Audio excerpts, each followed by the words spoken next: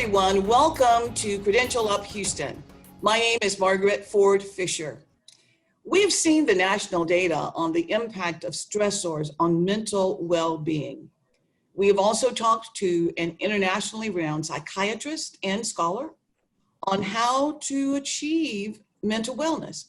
So for our viewers who've requested additional information, we've invited Dr. Mahnaz Kolaini, Director of Counseling and Ability Services at the Houston Community College, and Ms. Lisa Parkinson, Houston Community College ADA Counselor, to join us in the ongoing conversation. Dr. Kolaini and Ms. Parkinson, I thank you so very much for joining us. And in this segment, we want to identify the triggers to mental health challenges. And I know, Dr. Kolaini, that you had quite a long history working in clinical practice settings at a psychiatric hospital for over 7 years, serving both inpatient and outpatient clients, and the breadth of your experience in academia as well.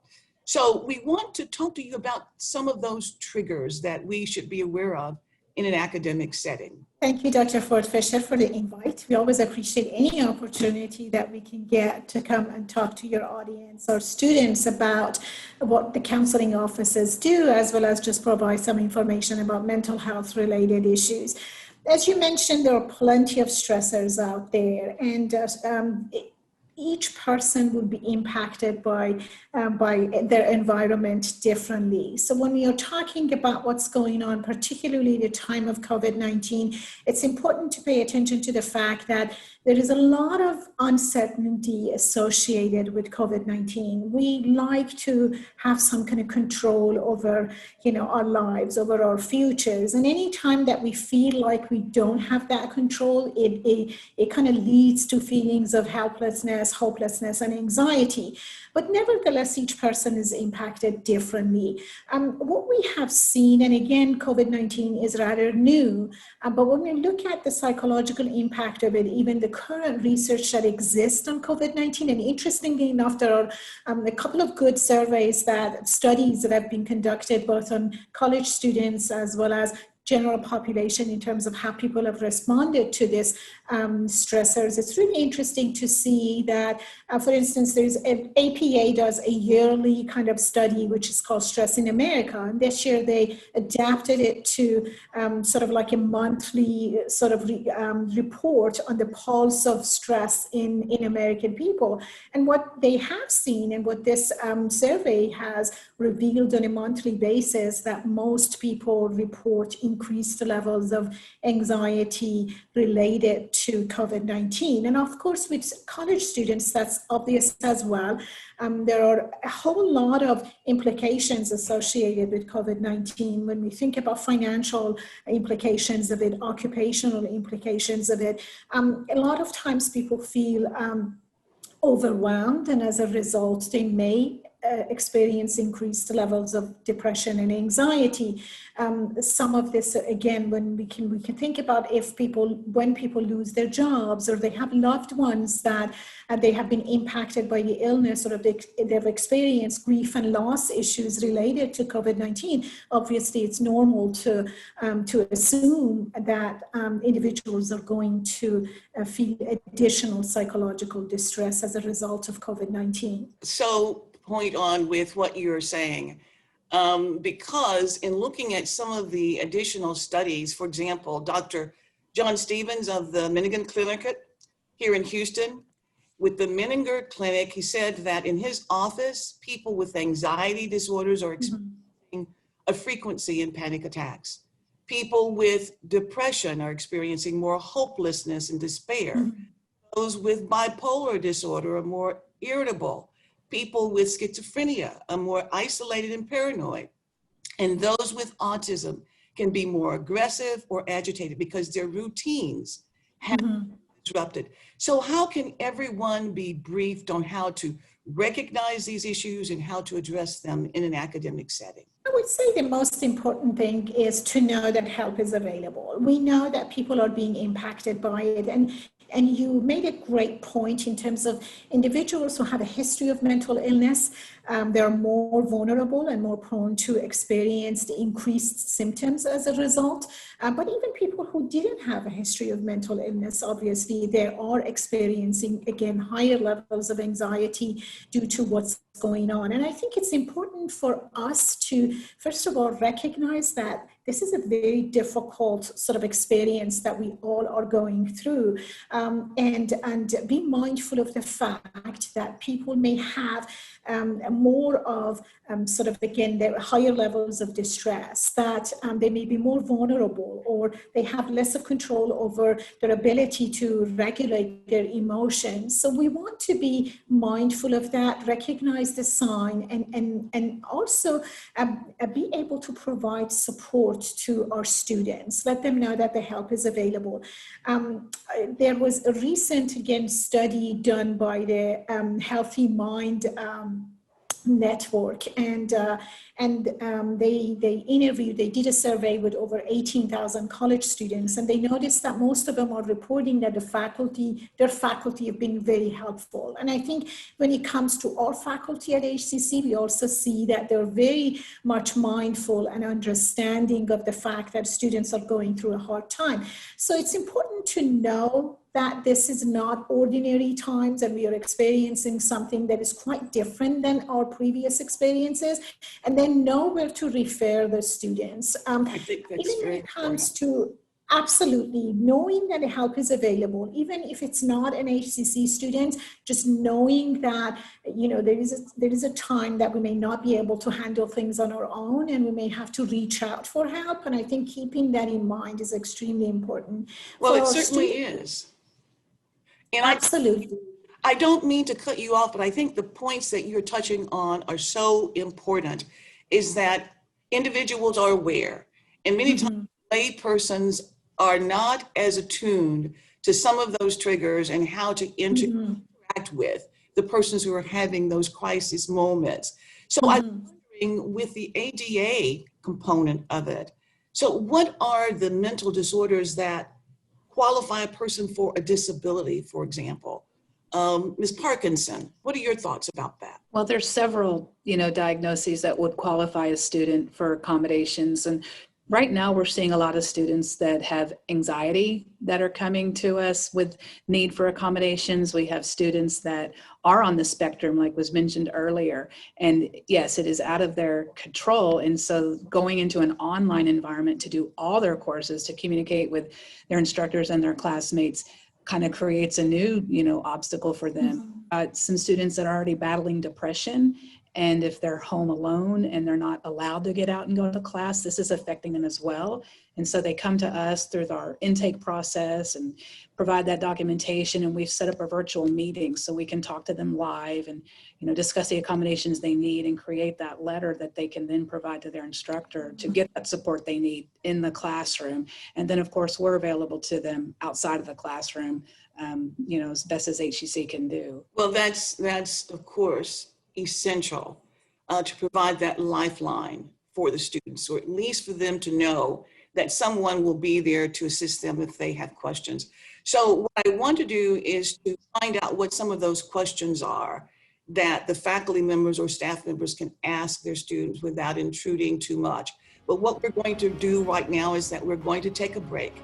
And when we return, we will discuss stress management intervention strategies. So please stay with us.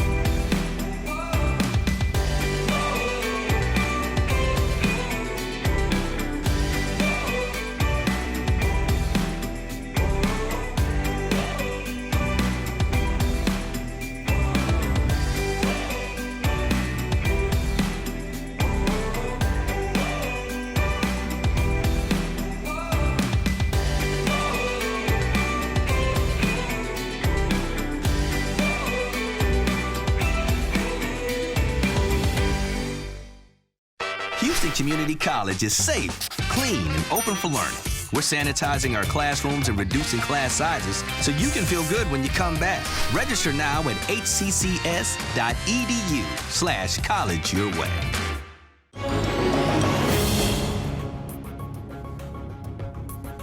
Welcome back to Credential Up Houston and our discussion on stress management intervention strategies with Dr. Mahnaz, Kolaini, and Ms. Lisa Parkinson. And I'm so pleased to have this conversation with both of you because there are so many individuals who are expressing their desire for more information. The stressors are just overwhelming. And so for those persons who are working with our students, how can they interact with them if the students have not declared a disability, for example? What kinds of questions can be asked? How can they help the students? Dr. Kolaini? When it comes to disabilities, it's based on self-identification. Again, because it's a confidential information relationship that is between the student, the counselor, and the faculty. One thing that we at HCC, it's part of our practice, is that the information to the ADA office is listed in every syllabus. So the minute that the students get their course syllabi, they will see that the information is listed there. And we always also ask the faculty to just announce it, let's say the first day of the class, that if anybody needs extra support and they have a disability that they may qualify for accommodations, please contact the ADA office. So we do have that from the beginning. Faculty are normally the first sort of point of contact with students. A lot of times students just even share with the faculty that they need additional assistance. And I think just generally asking, it's sharing the information in terms of, hey, the counseling office is available to help. We know there is a stigma attached to mental health. We know there is a stigma attached to even seek helping behaviors. A lot of times people are uncomfortable to ask for help because they think it's a sign of weakness, or it means that they are not capable of taking care of themselves. I think as an institution, all of us have this responsibility to talk about mental health, to talk about wellness, and make it a part of our everyday conversation and part of that culture of care that we are so proud of. That way the students will know if there's an issue, they can go to the ADA office. And I'm sure Ms. Parkinson has more information in terms of the specifics of the ADA practices. That's very, very good. And I was going to touch on that point as well.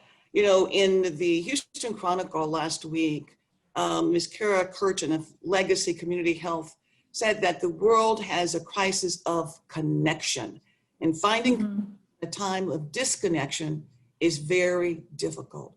So how can you do that with the ADA students? Ms. Parkinson, tell us how those students can find those connections, particularly for the students who, let's say, are autistic and their routine has been disrupted. What do you recommend as an ADA counselor for them? Of course, we offer our support, and if they want to have a meeting, virtual meeting, a phone meeting, we're there to talk to them. A lot of instructors have actually created some type of group chat within the course itself. So these students are actually able to connect with one another through their classes.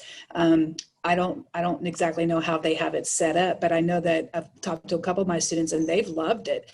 And even they've taken online classes before and didn't have this particular feature set up. So they're not feeling completely disconnected. They're actually able to reach out and talk with their classmates. They're connecting with their instructors through individual Zoom meetings and things like that. So as much as they can, they're feeling connected where, they're logged in, to the college. I've also, suggested to them, if they have family members and things, and they, now's the time to maybe sit down with them and try to talk, have dinner together, things like that maybe they weren't doing before, since it's a little bit maybe slower paced at home, but to continue doing things that always brought them joy, things that interest them in the past should still be of interest to them. And if they find that it's not, then that's another time that they need to reach out to us, because there's likely something more going on, that they're going to need some help kind of navigating through that. In some cases, they might need to seek more in-depth type therapy that we're not able to offer. Some of our students are on medications and they just need to, connect again with their, primary care or their psychiatrist and make sure that they don't neglect that mental health part of their life. So we sometimes have to remind them to do that as well. So I do think instructors have taken more of a notice, because I've had 3 or 4 already this semester telling me, what do I say to my student? How do I direct them back to you guys? Or I think I noticed something as different about this student. I've had him a semester before. And that's a prime example of us having that conversation and offering our support and letting that instructor know, send them our way, send them our link, whatever it is that you need to do, make an announcement to the whole class, individually tell that student. And they've responded. They are definitely taking us up on that. Yes. That's really great. And we do have great faculty members and staff, but we have to keep in mind also that, this COVID-19 has just added on to the stress of our faculty and staff members as well. And so what can be done, in talking to Dr. Pettit last week, he made reference to, the yoga and the meditation and the mindfulness. So if a person is having some additional added stress, how can they manage that? I mean, it should be something that should immediately come to mind. I'm feeling stressed. I recognize what's happening. So how can I immediately shift so I can manage that stress? And I saw a young man once who told me that he used deep breathing in order to manage his. So Dr. Kolaini, what are your thoughts about that? You asked a very good question. And the bottom line is, this is a human condition. We are all human. It doesn't matter what role we play in terms of our occupation or our job. We still suffer from the same thing, and we are going to be impacted by the same stressors. Again, each person is different, but it is important. This is the time that people need to more than ever reach out to others, seeking support. And it doesn't necessarily mean that it has to be a mental health professionals at every level or in every situation. It is important to keep a list of people that we can go to when we feel like, we need some company, or we feel like things are changing and I feel like I may benefit from to somebody. It can be a friend, a family member, people in your religious community. If you have any sort of religious faith, this is a good time to connect with, with that aspect or with the spirituality aspect of your life. And then if there is a time that you notice that none of that is enough and you still feel like you can't cope, or you feel that you're stuck, then that's a good time to reach out to a mental health professionals. But on a regular basis, just, going outside a little bit, taking a walk, giving yourself a gift of movement, not staying in bed all day. There are plenty of good apps out there that are for, de-stressing that people can use. Have a toolbox of your coping skills. It could be, a good sort of a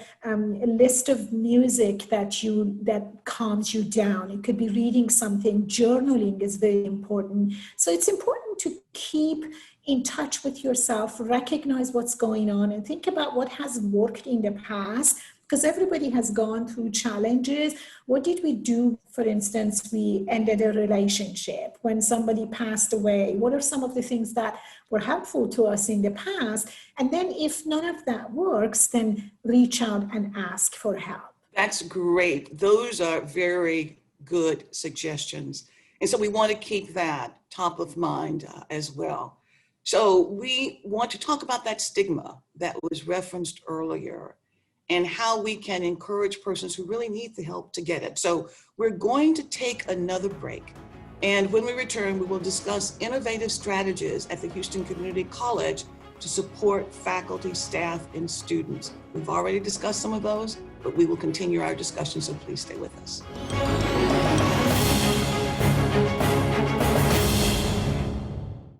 College is on at HCC. Whether you choose to learn online, on campus, or both, HCC offers a safe, flexible, affordable college experience. Register now at hccs.edu/college your way. Food. We think about it all the time, but for many Americans, it's a scary thought. During this crisis, 1 in 12 seniors and 1 in 7 children don't have access to nutritious food. We can all help. Get involved at feedingamerica.org. A natural disaster may force you to evacuate, and the coronavirus could impact your emergency plans. So take steps now to help your family and community prepare. Keep a supply kit stocked with cloth face coverings, disinfecting supplies, and hand sanitizers. Check with local officials about what shelter spaces will be open during quarantine efforts. And remember to review the CDC's guidelines with the whole family. Disasters won't wait. Neither should you. Visit ready.gov/plan to make a plan today. There's no better place to knock out the basics than HCC. Whether you learn online, on campus, or both, HCC is the safe, flexible, affordable option. Register now at hccs.edu/college your way.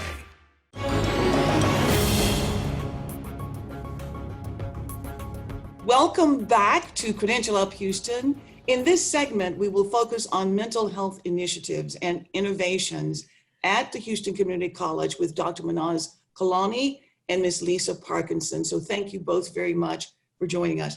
We made reference earlier in the previous segment about the stigma that some individuals feel about self-disclosing and how you then dispel that stigma so that the person can sense that wellness that is so essential.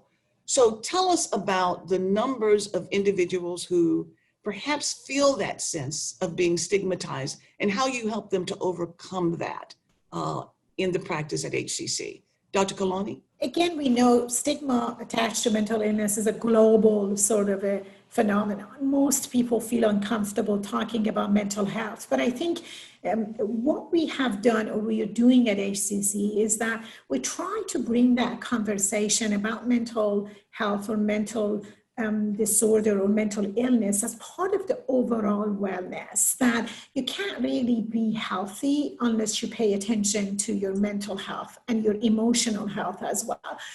So one of the things that we've been doing, and we not only continue to do this as a regular practice, but we have also increased that recently, is to have multiple sessions and opportunities for our students, faculty, and staff to have conversations about mental illness. So we offer regular workshops. For instance, this month we are offering just 4 sessions for faculty, staff, and students on suicide prevention.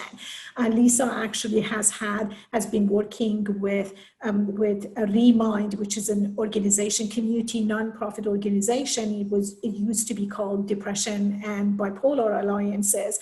So we pair up with our community resources to have sessions to raise awareness, but also promote help-seeking attitudes and behaviors. We also have partnered with our human technology program at Coleman, and they're offering a workshop on drug and alcohol use amongst college students. So we really partner up with our community members as well as internal agencies in order to bring awareness to the subject. And I think the more we talk about it, the less people, feel intimidated by addressing the issue. So talking about it, bringing it to the front and center, and make it known that we are just, human like everybody else. And there are times that we feel we are stuck or, something's going on that we can no longer cope with whatever is going on in our lives. Great, good. So, I'm wondering if there is a database that is created, Ms. Parkinson, for the persons who go to get that mental health support or counseling. Do they become a part of a database? And maybe some might feel just a little bit insecure if that is the case. So what are your thoughts about that? Well, the first thing we do is we build a rapport with the student. When they do connect with us through counseling or ADA services, we do have a confidential database that we store their information, it's our notes, the records that they provide to us. And so we just reassure them that this is a secure database. It's not part of their academic record. So it doesn't go anywhere like with their transcript or anything like that. And the only way to get information out of it is through a signed release form. So they read and sign a consent form, excuse me, that we do with them. They read about their rights and their responsibilities. And so giving them that information up front really kind of clears the air about what it is we do, how we're going to do it, the support we're going to offer, and how we're going to maintain that record. Because the last thing a student wants to do is have to tell their story all over again because we simply didn't keep the notes or the record, in the first place. So they get reassured in the fact that, oh, they've talked to somebody, we're handling it, we're writing it down, we're listening to them. And then when they contact us again, or even another counselor within the system, that counselor can just kind of pick up where we left off. We call that our seamless, transition of services. So I really haven't had any students be nervous or scared about providing information to us, knowing that we're keeping it confidential. So it's been really good for us to build that rapport and make sure that they understand. That's excellent. And of course, that would alleviate all of those fears because it would be that confidentiality that would be important to them to understand up front. And so as we bring this conversation almost to a close today, I would like to find out the list of suggestions that you would recommend for individuals who are experiencing enormous stress at this time. To kind of summarize that, put it into a nutshell so that if a person is suddenly experiencing added stress, what they can do. Dr. Kolaini. Again, there are some practical strategies that we recommend. Again, staying connected, also reaching out to other people. A lot of times when we connect with others and really ask them how they're doing. I mean, we always tend to ask somebody, how are you? And we get a really brief, one-word response as, I'm fine. But just putting more emphasis and empathy and meaning into that and really reach out and ask people how they're doing.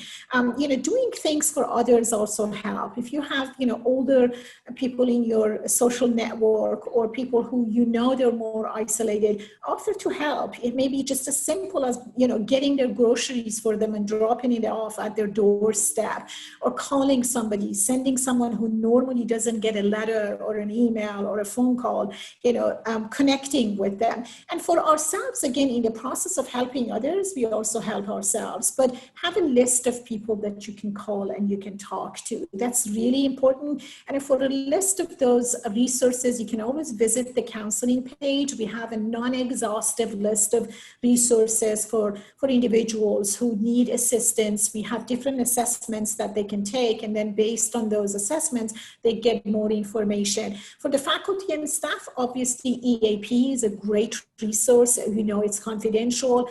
Nobody would know that, a person reached out to EAP.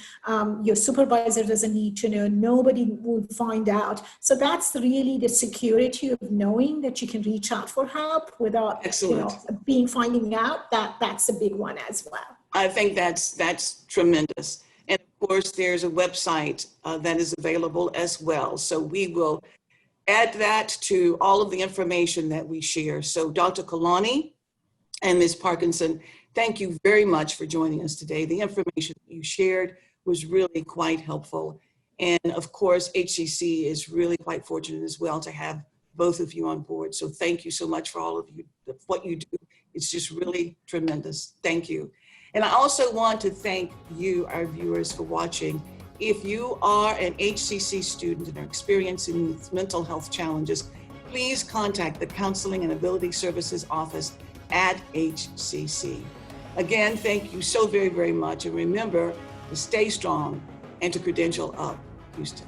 We'll see you again next time.